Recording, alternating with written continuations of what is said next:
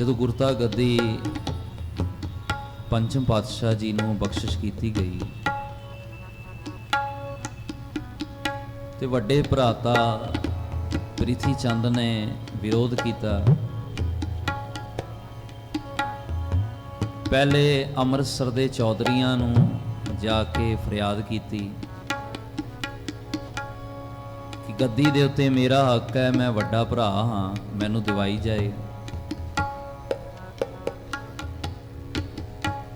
ਪਰ ਉਹ ਵੀ ਖਾਲੀ ਹੱਥ ਆ ਗਏ। ਗੁਰੂ ਸਾਹਿਬ ਨੇ ਜ਼ਮੀਨ, ਮਕਾਨ, ਜਾਇਦਾਦ ਇਹ ਸਭ ਕੁਝ ਦੇ ਦਿੱਤਾ। ਪਰ ਗੁਰਤਾ ਗੱਦੀ ਉਹ ਕੋਈ ਜਾਇਦਾਦ ਨਹੀਂ ਹੈ, ਪ੍ਰੋਪਰਟੀ ਜਾਂ ਜ਼ਮੀਨ ਨਹੀਂ ਹੈ ਕਿ ਹਰ ਵਾਰੀ ਵੱਡੇ ਭਰਾ ਨੂੰ ਮਿਲੇ ਜਾਂ ਉਸ ਵਿੱਚੋਂ ਕੁਝ ਹਿੱਸਾ ਉਸ ਨੂੰ ਮਿਲੇ। ਫਿਰ ਪ੍ਰਿਥੀ ਚੰਦ ਨੇ ਜਾ ਕੇ ਉਸ ਵੇਲੇ ਦੇ ਹੁਕਮਰਾਨ ਰੂਲਰ ਮੁਹੰਮਦ ਜਲਾਲੁਦੀਨ, ਜਿਸ ਨੇ ਆਪਣਾ ਨਾਮ ਤਖੱਲਸ ਅਕਬਰ ਰੱਖਿਆ ਸੀ, ਉਸ ਦੇ ਕੋਲ ਸ਼ਿਕਾਇਤ ਕੀਤੀ ਕਿ ਮੇਰੇ ਨਾਲ ਅਨਿਆਏ ਬੇਇਨਸਾਫੀ ਹੋਈ ਹੈ, ਗੱਦੀ ਦੇ ਉੱਤੇ ਮੇਰਾ ਹੱਕ ਹੈ। ਉਹੀਓ ਗੱਲਾਂ ਜੋ ਉਹਨੇ ਅੰਮ੍ਰਿਤਸਰ ਦੇ ਚੌਧਰੀਆਂ ਨੂੰ ਕਹੀਆਂ ਸਨ ਕਿ ਗੱਦੀ ਮੈਨੂੰ ਦਿੱਤੀ ਗਈ ਹੈ, ਮੇਰਾ ਛੋਟਾ ਭਰਾ ਜਿਹੜਾ ਉਹ ਜ਼ਬਰਦਸਤੀ ਬਦਮਾਸ਼ਾਂ ਨਾਲ ਮਿਲ ਕੇ ਸਿੱਖਾਂ ਨੂੰ ਪ੍ਰਿਥੀ ਚੰਦ ਬਦਮਾਸ਼ ਕਹਿੰਦਾ ਸੀ। ਬਾਬਾ ਬੁੱਢਾ ਜੀ, ਭਾਈ ਗੁਰਦਾਸ ਜੀ ਜੋ ਇਤਨੀਆਂ ਉੱਚੀਆਂ ਸ਼ਖਸੀਅਤਾਂ ਸਨ, ਪ੍ਰਿਥੀ ਚੰਦ ਕਹਿੰਦਾ ਸੀ ਮੇਰੇ ਛੋਟੇ ਭਰਾ ਨੇ ਆਪਣੇ ਬੰਦਿਆਂ ਦੇ ਬਲ ਨਾਲ ਉਹ ਗੱਦੀ ਹਥਿਆ ਲਈ ਤੇ ਸਲਤਨਤ ਦੇ ਅੱਗੇ ਮੇਰੀ ਫਰਿਆਦ ਹੈ। ਉਹਨੇ ਇੱਕ ਯਾਚਕਾ ਵੀ ਲਿਖੀ, ਇੱਕ ਆਰਜ਼ੀ ਲਿਖੀ ਕਿ ਮੈਨੂੰ ਮੇਰੀ ਗੱਦੀ ਵਾਪਸ ਦਵਾਈ ਜਾਏ। ਅਕਬਰ ਨੇ ਜਾਂਚ ਪੜਤਾਲ ਵਾਸਤੇ ਬੰਦੇ ਭੇਜੇ। ਬੰਦਿਆਂ ਨੇ ਰਿਪੋਰਟ ਤਿਆਰ ਕਰਕੇ ਸਾਹਮਣੇ ਰੱਖੀ ਕਿ ਜਾਂ ਆਪਣਾ ਗੱਦੀ ਦੇ ਵਾਰਿਸ ਗੁਰੂ ਅਰਜਨ ਦੇਵ ਜੀ ਮਹਾਰਾਜ ਹੀ ਇਹ ਝੂਠ ਬੋਲ ਰਿਹਾ ਹੈ।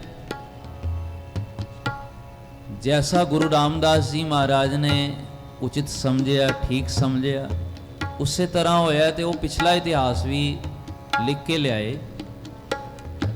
कि गद्दी कोई जमीन जायदाद नहीं है कि पुत्रां नूं ही मिले। जिथों सिक्खी दा आरंभ हुंदा है, धन गुरु नानक देव जी महाराज ने भी अपने पुत्रां नूं ना दे के गद्दी सेवक भाई लैणा जी नूं दित्ती। इसका जमीन जायदाद नाल ते मतलब ही नहीं है। इवें ही दूजे पातशाह जी ने अपने पुत्रां नूं छड्ड के धन गुरु अमरदास जी महाराज नूं गुरता गद्दी बख्शिश की। इवें ही उन्होंने भी गुरु रामदास जी महाराज। हुण अकबर ने जदों ये गल सुनी, उसके मन नूं ये गल लगी।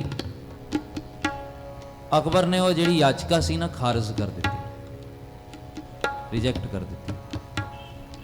अकबर ने कहा कि सल्तनत किसी नूं भी जबरदस्ती गुरु नहीं बना सकती, ना ही सिखां नूं मजबूर कर सकती है कि तैनूं गुरु मनण।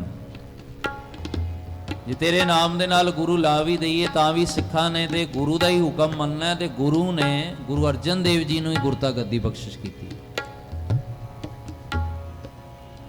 हुण जदों इधरों भी मूँह दी खानी पई, दाल ना गली, प्रिथी चंद वापस आ गया बेइज्जती करा के। पर अजे भी, क्योंकि भाई गुरदास जी ने लिखा ना, मीणा हुआ पिरथिया कर कर टेडक बरल चलाया। ये जेड़ा पिरथिया है ना, मीणा है, मतलब शांत बैठा भी है तो समझो शांत नहीं है, दिमाग विच कुछ खुरापाती कर रहे हैं, कुछ सोच रहे हैं।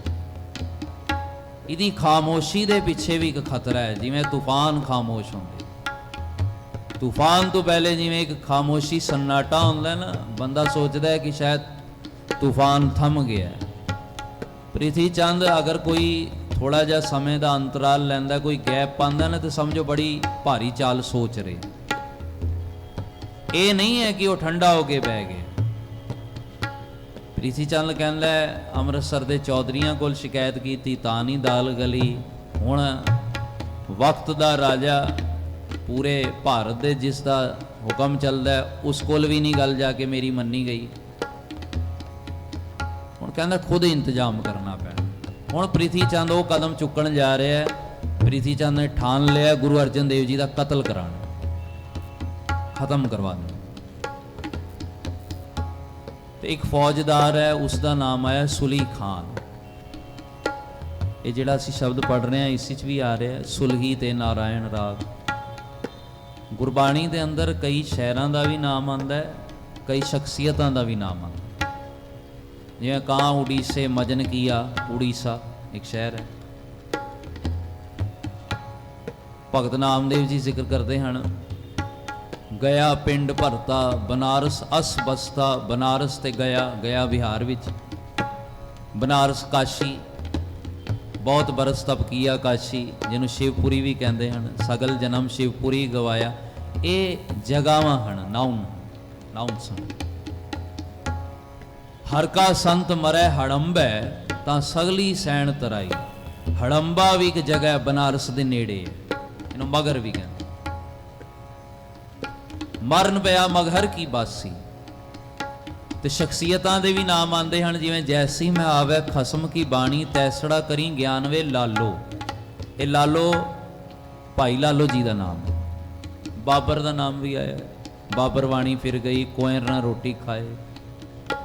ਇਵੇਂ ਹੀ ਇਸ ਸ਼ਬਦ ਵਿੱਚ ਜੋ ਸੁਲਹੀ ਆ ਰਿਹਾ ਨਾ, ਇਹ ਸੁਲੀ ਖਾਨ ਹੈ। ਪ੍ਰੀਤੀ ਚੰਦ ਨੇ ਇਸ ਨੂੰ ਪੈਸੇ ਦੇ ਕੇ, ਜਿਸ ਨੂੰ ਅਸੀਂ ਅੱਜ ਦੀ ਭਾਸ਼ਾ ਸੁਪਾਰੀ ਕਹਿੰਦੇ ਹਾਂ, ਮਾਰਨ ਦੀ ਰਕਮ। ਪ੍ਰੀਤੀ ਚੰਦ ਨੇ ਕਿਹਾ ਇਹ ਲੈ ਪੈਸੇ, ਇਹ ਪੇਸ਼ਗੀ ਲੈ, ਐਡਵਾਂਸ ਲੈ, ਕੰਮ ਕਰਦੇ। ਮੇਰੇ ਛੋਟੇ ਭਰਾ ਨੇ ਮੇਰੇ ਨਾਲ ਜ਼ਬਰਦਸਤੀ ਕਰਕੇ ਗੱਦੀ ਲੈ ਲਈ ਹੈ, ਉਹਨੂੰ ਰਸਤੇ 'ਚੋਂ ਹਟਾ ਦੇ, ਕੈਦ ਕਰ, ਮਾਰ, ਖਤਮ ਕਰ, ਤੇਰੀ ਮਰਜ਼ੀ। ਹੁਣ ਸੁਲੀ ਖਾਨ ਇਤਨਾ ਜ਼ਾਲਮ ਸੀ ਕਿ ਜਿਸ ਗਾঁव ਪਿੰਡ 'ਚੋਂ ਨਿਕਲਦਾ ਸੀ ਨਾ, ਪਿੰਡਾਂ ਨੂੰ ਅੱਗ ਲਗਾ ਦਿੰਦਾ ਸੀ। ਇਤਨਾ ਨਿਰਦਈ, ਬੇਰਹਿਮ, ਇਤਨਾ ਕੋਲਡ ਬਲੱਡਡ ਸੀ। ਦਇਆ ਤਰਸ ਨਾਮ ਦੀ ਤੇ ਉਹਦੇ ਅੰਦਰ ਚੀਜ਼ ਹੀ ਨਹੀਂ ਸੀ। ਬਸ ਪੈਸਾ ਮਿਲੇਗਾ। ਅਸੰਖ ਗਲਵਟ ਹੱਤਿਆ ਕਮਾਏ ਵਾਲੀ ਸ਼੍ਰੇਣੀ ਵਿੱਚ ਸੀ। ਗਲੇ ਵੱਢਣ ਵਾਸਤੇ, ਹੱਤਿਆ ਕਰਨ ਵਾਸਤੇ ਤਿਆਰ ਬਰ ਤਿਆਰ ਸੀ। ਸੁਲੀ ਖਾਨ ਕਹਿੰਦਾ ਠੀਕ ਹੈ, ਤੂੰ ਜਾ ਆਪਣੇ ਘਰ। ਪ੍ਰੀਤੀ ਚੰਦ ਨੂੰ ਕਹਿੰਦਾ ਆਪਣੇ ਘਰ ਵਾਪਸ ਪਰਤ, ਮੈਂ ਆਨਾ ਪੰਜਾਬ, ਫਿਰ ਮੈਂ ਦੇਖਦਾ। ਹੁਣ ਇਹ ਗੱਲ ਗੁਰੂ ਅਰਜਨ ਦੇਵ ਜੀ ਮਹਾਰਾਜ ਕੋਲ ਪਹੁੰਚ ਗਈ, ਲੀਕ ਹੋ ਗਈ। ਗੁਰੂ ਅਰਜਨ ਦੇਵ ਜੀ ਮਹਾਰਾਜ ਨੂੰ ਦੱਸਿਆ ਗਿਆ ਕਿ ਮਹਾਰਾਜ ਆਪ ਜੀ ਦਾ ਕਤਲ ਕਰਨ ਵਾਸਤੇ ਬੜਾ ਜ਼ਾਲਮ ਬੰਦਾ ਸੁਲੀ ਖਾਨ ਆ ਰਿਹਾ ਹੈ। ਤੇ ਗੁਰਬਾਣੀ ਦੇ ਅੰਦਰ ਇੱਕ ਸ਼ਬਦ ਹੋਰ, ਉਸ ਵਿੱਚ ਮਹਾਰਾਜ ਕਹਿੰਦੇ ਹਨ ਅਸੀਂ ਨਾ ਪਹਿਲੇ 3 ਮਤੇ ਪਕਾਏ। ਮਤਾ ਜਿਹਨੂੰ ਅਸੀਂ ਰੈਜ਼ੋਲੂਸ਼ਨ ਕਹਿੰਦੇ ਹਾਂ। ਜਦੋਂ ਬਹੁਤ ਭਾਰੀ ਮੀਟਿੰਗ ਹੋਵੇ, ਜਾਂ 2 ਬੰਦਿਆਂ ਦੀ ਹੋਵੇ, 4 ਦੀ ਹੋਵੇ, ਤੇ ਮੀਟਿੰਗ ਦਾ ਜੋ ਨਿਸ਼ਕਰਸ਼ ਨਿਕਲਦਾ ਹੈ ਉਹਨੂੰ ਕਹਿੰਦੇ ਨੇ ਮਤਾ। ਮਤਲਬ ਬਹਿਸ ਕਰਕੇ ਕਈ ਘੰਟੇ ਸਮਾਂ ਲਗਾ ਕੇ ਜਿਸ ਨਿਚੋੜ ਤੇ ਪਹੁੰਚੇ ਕਿ ਮਤਾ ਕੀ ਬਣਿਆ, ਮਤਾ ਨੰਬਰ 1 2 3 ਪਾਉਂਦੇ ਨਾ। ਗੁਰੂ ਪਾਤਸ਼ਾਹ ਜੀ ਨੇ ਇੱਕ ਸ਼ਬਦ ਉਚਾਰਿਆ, ਉਸ ਵਿੱਚ ਜ਼ਿਕਰ ਕੀਤਾ ਹੈ, ਪ੍ਰਥਮੈ ਮਤਾ ਜੇ ਪੱਤਰੀ ਚਲਾਵੋ। ਪਹਿਲੇ ਇਹ ਮਤਾ ਪਕਾਇਆ ਗਿਆ ਕਿ ਪੱਤਰੀ ਭੇਜਦੇ ਆ, ਚਿੱਠੀ, ਇੱਕ ਲੈਟਰ ਪ੍ਰੀਤੀ ਚੰਦ ਦੇ ਕੋਲ ਕਿ ਇਹ ਕੰਮ ਨਾ ਕਰ। ਹੁਣ ਚਿੱਠੀ ਦੇ ਸ਼ਬਦਾਵਲੀ ਕੀ ਸੋਚੀ ਸੀ, ਇਹ ਇਤਿਹਾਸ ਨੇ ਅਜੇ ਦੱਸੀ ਨਹੀਂ ਹੈ। ਅੰਦਾਜ਼ਨ ਕਿਆਸੇ ਲਗਾਏ ਜਾਂਦੇ ਹਨ। ਸ਼ਾਇਦ ਇਹ ਲਿਖਿਆ ਹੋਵੇ ਕਿ ਤੂੰ ਕਤਲ ਕਰੇਂਗਾ ਵੀ ਤਾਂ ਵੀ ਸੰਗਤ ਤੈਨੂੰ ਗੁਰੂ ਨਹੀਂ ਮੰਨੇਗੀ, ਬਾਕੀ ਜ਼ਮੀਨ ਜਾਇਦਾਦ ਦੌਲਤ ਤੈਨੂੰ ਦੇ ਦਿੱਤੀ ਹੈ, ਹੋਰ ਚਾਹੀਦੀ ਹੈ ਤੂੰ ਹੋਰ ਲੈ ਲੈ। ਇਹ ਸ਼ਾਇਦ ਚਿੱਠੀ ਦਾ ਮੈਟਰ ਹੋਏਗਾ। ਤੇ ਗੁਰੂ ਪਾਤਸ਼ਾਹ ਜੀ ਕਹਿੰਦੇ ਨੇ ਪਹਿਲਾ ਮਤਾ ਇਹ ਪਕਾਇਆ ਗਿਆ ਕਿ ਚਿੱਠੀ ਭੇਜ ਦਿੰਦੇ ਆ, ਪ੍ਰਥਮੈ ਮਤਾ ਜੇ ਪੱਤਰੀ ਚਲਾਵੋ। ਫਿਰ ਕਹਿੰਦੇ ਨਹੀਂ, ਉਹਨੇ ਚਿੱਠੀ ਨਹੀਂ ਮੰਨਣੀ, ਉਹਨੇ ਫਾੜ ਦੇਣੀ ਹੈ, ਸਾੜ ਦੇਣੀ ਹੈ। ਉਹ ਕੀ ਪਰਵਾਹ ਕਰੇਗਾ, ਚਿੱਠੀ ਦੀ ਕੋਈ ਪਰਵਾਹ ਨਹੀਂ ਕਰੇਗਾ। ਫਿਰ ਕਹਿੰਦੇ ਨੇ ਦੁਤੀਏ ਮਤਾ ਦੋਏ ਮਾਨੁਖ ਪਹੁੰਚਾਵੋ। ਦੂਜਾ ਫੈਸਲਾ ਇਹ ਲਿਆ ਗਿਆ ਕਿ ਚਿੱਠੀ ਦੀ ਜਗ੍ਹਾ ਬੰਦੇ ਭੇਜ ਦਿੰਦੇ ਆ 2। ਇਹ 2 ਬੰਦੇ ਕਿਹੜੇ ਸੀ? ਭਾਈ ਗੁਰਦਾਸ ਜੀ ਤੇ ਬਾਬਾ ਬੁੱਢਾ ਜੀ। ਫਿਰ ਮਨ 'ਚ ਜਵਾਬ ਆਇਆ ਕਿ ਨਹੀਂ, ਜਿਹਨੇ ਗੁਰੂ ਰਾਮਦਾਸ ਜੀ ਮਹਾਰਾਜ ਦੀ ਨਹੀਂ ਮੰਨੀ ਉਹ ਸਿੱਖਾਂ ਦੀ ਕੀ ਮੰਨੇਗਾ। ਉਹ ਤਾਂ ਸਿੱਧਾ ਕਹਿ ਦੇਗਾ ਤੁਹਾਡਾ मतलब ही नहीं है, ये साढ़े घर का मसला है, तुसी कौन आते हो। प्रीतिया ऐसा कह देगा। महाराज कहते फिर तीसरा मता पकाया। प्रथम मता जे पथरी चलावो, द्वितीय मता दोए मानुख पहुँचावो, तृतीय मता किछ करो उपाया। तीजा फैसला ये लिया गया, ना चिट्ठी भेजो ना बंदे खुद इंतजाम कर लें रक्षा सुरक्षा प्रोटैक्शन का। पर महाराज तो हुण जानी जान हन, त्रैकालदर्शी हन, गुरु साहब नूं सब पता है चल की रहा है, होया की है ते होना की है। ये साडे उत्ते नहीं लागू होंदा कि असीं ये गल कहीए कि नहीं जी बॉर्डर दे उत्तों फौजां हटा दईए, सारे इंतजाम छड्ड दईए, क्योंकि सानूं कुछ नहीं पता कल की होना है। गुरु साहब नूं कन्फर्म है, सब पता है की होना है। महाराज कहंदे हन तृतीय मता किछ करो उपाया, मैं सब किछ छोड़ प्रभ तू ही त्याग। मैं तो रब ते ही छड़ देती है कि हे प्रभु जो तू करना है ना, जो तू चाहना है बस वही होएगा। मारै राखै एको आप, मानुक कै किछ नाही हार। ते होया कि सुली खान आ रहा सी, अखां विच खून सवार सी, घोड़े दे उत्ते चढ़िया होया सी। पहले वो कहंदा सी कि मैं प्रीति चंद नूं आके मिलांगा, ते जदों प्रीति चंद नूं मिलन जा रहा सी ते रस्ते विच एक पट्ठा, जिवें ईटां दा पट्ठा हुंदा ना, वो तपिया होया सी, पूरा भड़किया होया सी, अग बल रही सी। घोड़े दा दिमाग घुम गया, सीधा घोड़ा भट्ठे विच जाके वड़ गया। घोड़ा भी खत्म हो गया ते सुली खान भी जल के राख हो गया। प्रीति चंद देखदा ही रह गया, उहदियां अखां दे सामने सामने सुली खान घोड़े समेत जल मरिया। हुण ये गल प्रीति चंद दौड़ गया।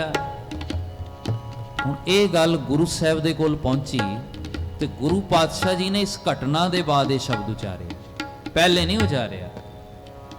हुण शब्द दे अर्थ भाव जिहड़े हन ना, उन्हां वल भी असीं ध्यान दे के समझांगे ते गल समझ आएगी। व्याकरण मुख रूप विच जिस दे नाल गुरबाणी दे अर्थ कीते जांदे हन, ये गुरु साहब ने बनाई है, गुरु साहब ने इस तरह लिखिਆ है। गुरु साहब ने शब्द किते ये नहीं कहा सी कि हे प्रभु तू सुली खान नूं मार दे। गुरु साहब कदे ये नहीं कहते। हाँ रब ने उसनूं मारना चाहया ते मार दिता। मारा रखा है एको आप वाली गल। रब चाहता सी क्योंकि बिना मरे उन्हें रुकना नहीं सी। पर गुरु साहब ने शब्द किते नहीं लिखिया। गुरु साहब ने तो कहा कि हे प्रभु साडी तेरे अगे अरदास सी, सुलही ते नारायण राख, कि सुली खान दे कोलों तू साडी राखी करनी है, तू ही रखेगा। हुण राखी करन दा अर्थ कुछ और हुंदा है, मारन दा अर्थ कुछ और हुंदा है। पर परमात्मा नूं जैसा अच्छा लग्या, परमात्मा चाहता सी दुष्ट ना रहे। कई पिंड उन्हें उजाड़े, कई कतल उन्हें कीते।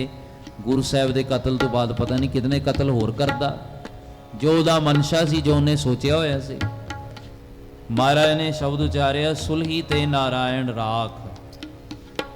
सुलही का हाथ कहीं ना पहुंचे, तो होया ऐसा ही। सुली दा हाथ किते पहुंच ही नहीं पाया, सुली खान नहीं पहुंच पाया। सुलही होए मुआ ना पाक। जिहड़ा सुली खान सी मैल मलीन बुद्धि नाल भरिया होया, मलीनता नाल भरिया होया ही सड़ मरिया। फिर अगे कहंदे हन काट कुठार खसम सिर काटिया। कुठार दा मतलब हुंदा है कुल्हाड़ा, एक्स जिन्हों कहते हैं। परमात्मा ने कुल्हाड़ा लैके उहदे सिर कट दिता। इत्थे कुल्हाड़े का मतलब है मौत का कुल्हाड़ा। परमात्मा ने ऐसा मौत का कुल्हाड़ा कुल्हाड़ी मारी कि उहदा सिर कट गया। खिन में होए गया है खाक, एक सैकंड च खाक हो गया, राख हो गया। मंदा चितवत चितवत पचिया, बुरा सोचदा सोचदा ही मर गया। जिस वेले मर रहा सी उस वेले भी उहदे दिमाग मन च अल्लाह खुदा नहीं सी। उहदे दिमाग एक गल चल रही सी, गुरु अर्जन देव जी का कतल करना है, मार देना। मंदा चितवत चितवत पचिया, जिन रचिया तिन दीना धाक।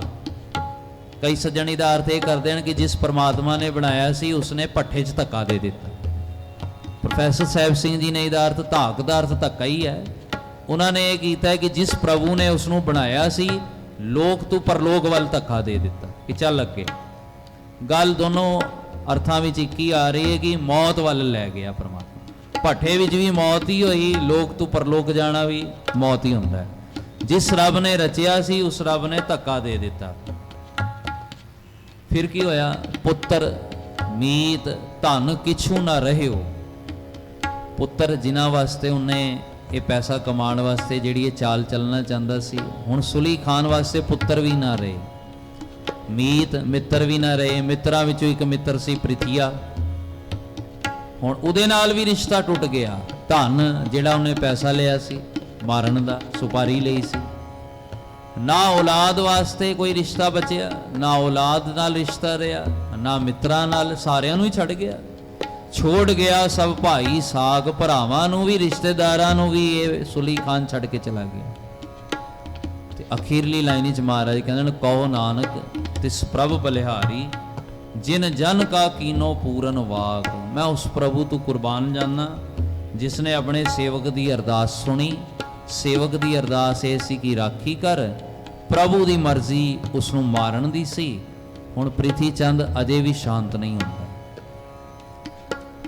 प्रिथी चंद अजे भी चुप नहीं हो रहा, अजे भी उन्होंने समझ नहीं आ रही है कि जिसनों मैं मारना चाहना रब उसनों रखना चाहता है। जिसनों तू रखवाला मारे तिस कौन, who can kill that person whom you protect. जिसनों तू बचांदा है ना उसनों कोई मार नहीं सकता, और जिसनों रब ने मारना है उसनों कोई बचा भी नहीं सकता। हुण प्रिथी चंद अगे एक चाल होर चलता है। सुलही खान दे बेटे का नाम सी सुलभी खान। जैसा प्यो सी ना, बस सेम बिल्कुल वो भी उससे हरकत वाला। जैसा दरिंदा जालम पिता वैसा ही दुष्ट उदा बेटा। सुली खान ते मर गया। प्रिथी चंद उहदे बेटे नूं कहंदा कि तू चल अपने पिता का भी बदला ले ले। और भड़का के लिआंदा कि तेरे पिता नूं ना ये मेरे भरा नहीं मारिया, जिहड़ा काम तेरे पिता का अधूरा रह गया बदला भी लै पैसे भी लै। तो सुलभी खान कहता ठीक है मैं भी आ रहा। देखो इनू कहते ये हौमै की ढिठाई। कई बंदे बड़े ढीठ होंदे हैं, कहते रस्सी जल गई बल नहीं गया, हड्डियां पैर सब कुछ तुड़ा लैन, मर जान, मौत के किनारे पहुंच जान, तां भी नहीं सुधरते। जिवें एक सियाणे ने उदाहरण दी सी कि गुरु साहब दीवार की तरह हैं, तो ये जिहड़े पहाड़ी राजे या मुगल सल्तनत के बादशाह एक संडे की तरह, सांड की तरह बार बार दीवार टक्कर मारते सी, सिंह तुड़ा लेंदे सी, पर हार नहीं सी मनते। बार बार जिस तरह भगत रविदास जी ने जिक्र किया है ना, इन दूतन खल बद कर मारे हो, बड़ो नीलाज अज हूँ नहीं हारे हो। मन बड़ा बेशर्म है, हार ही नहीं मनता। संडे दे जदों भी सिंह ठीक होंदे सी, फिर दीवार टक्कर मारदा सी, सिर तुड़ांदा सी, बह जांदा सी, थोड़ी देर साह लैंदा सी, फिर टक्कर मारदा सी। ये प्रिथी चंद भी ऐसा ही सी। प्रिथी चंद ने सुली खान दे बेटे सुलभी खान नूं बुलाया, तो कुछ इतिहासकार उसका भतीजा लिखते हैं कि यह भतीजा सी। तो कहने जदों ये आ रहा सी ना, ब्यास दरिया इन्हें पार किया, तो ये नाल जिहड़े इहदे वर्कर्स सन, एंपलॉई सन, सैयद सन, उन्हां दे नाल तनख्वाह नूं लैके कोई बहस हो गई, झगड़ा हो गया। वो कहंदे सानूं तनख्वाह दे, सानूं पैसे दे। तो वह कहता बाद ही देंगा, नहीं देंगा। कहते झड़प इतनी तकड़ी हुई कि उन्होंने सैयदा ने सुलभी खान ही उत्थे मार दिता, ये भी मर गया। गुरु नानक देव जी का एक शब्द है, महाराज कहते जिस सिकदारी तिसै खुआरी चाकर के ही डरना। जिसकी सिकदारी होंदी है ना, उहदी खुआरी होंदी है। चाकरां नूं, फौजियां नूं, सैनिकां नूं, उन्हां नूं डरन दी लोड़ नहीं है। जा सिकदार है पवै जंजीरी, तां चाकर हथों मरना। जदों सिकदार दे गले च जंजीरां पैंदियां, बंधन पैंदे हन ना, ते उसे चाकरां दे हथों मरदा है। जिवें सद्दाम हुसैन मरिया, जिवें वड्डे वड्डे मारे गए, गद्दाफी वर्गे मारे गए। जिस प्रजा दे उत्ते जुल्म करदा सी, प्रजा दे हथों ही मारिया। जिवें इंदिरा गांधी मारी गई, सतवंत सिंह, बेअंत सिंह उसकी नौकरी करते सन, तां चाकर हथों मरना। जदों भी उन्होंने अन्याय किया, बेइंसाफी की, जिहड़े बॉडीगार्ड सन ਉਹਨਾਂ ਨੇ ਉਹਦੀ ਬੋਡੀ ਡਿਸਟਰੋਏ ਕਰ ਦਿੱਤੀ। ਗੁਰੂ ਸਾਹਿਬ ਕਹਿੰਦੇ ਇਹੀ ਹਾਲ ਉਹਦਾ ਹੋਇਆ ਸੁਲਭੀ ਖਾਨ ਦਾ। ਜਿਹੜੇ ਫੌਜੀ ਲੈ ਕੇ ਗੁਰੂ ਸਾਹਿਬ ਨੂੰ ਮਾਰਨ ਆ ਰਿਹਾ ਸੀ, ਰੱਬ ਨੇ ਪਤਾ ਨਹੀਂ ਕਿਹੜਾ ਭਾਣਾ ਵਰਤਾਇਆ। ਹੈ ਤੇ ਸਭ ਰੱਬ ਦੇ ਹੱਥ 'ਚ ਹੀ। ਘੋੜੇ ਨੂੰ ਵੀ ਤੇ ਰੱਬ ਨੇ ਹੀ ਭੜਕਾਇਆ। ਘੋੜਾ ਆਪਣੇ ਆਪ, ਨਹੀਂ ਤੇ ਘੋੜਾ ਤੇ ਅੱਗ ਤੋਂ ਡਰਦਾ ਹੈ। ਜਾਨਵਰ ਸਾਰੇ ਅੱਗ ਤੋਂ ਡਰਦੇ ਹਨ, ਅੱਗ ਵਿੱਚ ਜਾ ਹੀ ਨਹੀਂ ਸਕਦੇ। ਪਰ ਗੁਰੂ ਸਾਹਿਬ ਕਹਿੰਦੇ ਹਨ ਕਿ ਪਰਮਾਤਮਾ ਨੇ ਹੀ ਸਾਰੀ ਵਿਉਂਤ ਰਚੀ। ਉਹ ਸੈਯਦਾਂ ਦੇ ਅੰਦਰ ਵੀ ਪਰਮਾਤਮਾ ਨੇ ਪਤਾ ਨਹੀਂ ਕਿਹੜਾ ਭਾਣਾ ਵਰਤਾਇਆ ਕਿ ਸੈਯਦਾਂ ਨੇ ਸੁਲਭੀ ਖਾਨ ਦਾ ਗਲਾ ਕੱਟ ਦਿੱਤਾ। ਉਧਰ ਘੋੜਾ ਜਿਹੜਾ ਆਪ ਜਾਂਦਾ ਜਾਂਦਾ ਸੁਲੀ ਖਾਨ ਨੂੰ ਵੀ ਭੱਠੇ ਵਿੱਚ ਲੈ ਗਿਆ। ਗੁਰੂ ਸਾਹਿਬ ਸ਼ਬਦ ਵਿੱਚ ਕਹਿੰਦੇ ਹਨ ਉਸ ਪਰਮਾਤਮਾ ਦੇ ਅੱਗੇ ਜੋ ਅਰਜ਼ ਸੀ, ਬੇਨਤੀ ਸੀ, ਮੈਂ ਸਭ ਕੁਝ ਛੋੜ ਪ੍ਰਭ ਤੂੰ ਹੀ ਤੇ ਆਇਆ, ਉਸੇ ਪ੍ਰਭੂ ਨੇ ਰਾਖੀ ਕੀਤੀ ਹੈ। ਤੇ ਜਿਹੜਾ ਸੁਲੀ ਖਾਨ ਸੀ ਉਹ ਇਸ ਤਰ੍ਹਾਂ ਆਪਣੀ ਮੌਤ ਮਰਿਆ।